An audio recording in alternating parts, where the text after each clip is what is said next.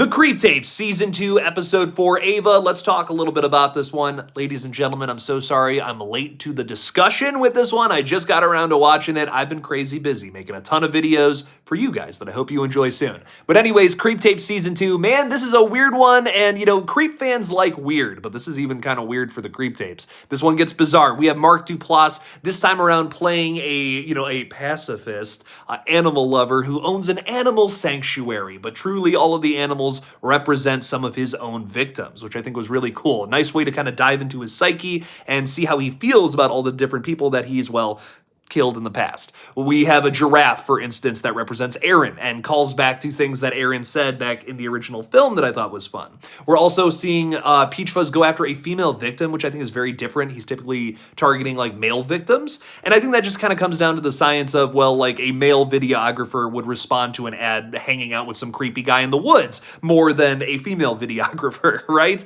I think that psychology is something that is perfectly broken down in the film Barbarian during its like opening little acts there, kind of getting into that same idea in science. And I think that's why Mark is playing this type of character to essentially go up against Ava. And I thought that was kind of interesting. That was an interesting way to go about doing it. This one's a little bit of a swing, maybe even much more so than some of the other episodes we've seen in Season 2 that are definitely ambitious as well. But I also really liked that we're doing a little bit of talk about what happened with Sarah at the end of Creep 2. There's a little bit of a suggestion that maybe she's still out there. Maybe she lived through the events of Creep 2, which we were kind of left on a cliffhanger that still has never been resolved. Maybe they're teasing that, you know, this Creep Tapes show is eventually going to do something with that. That would be really fun.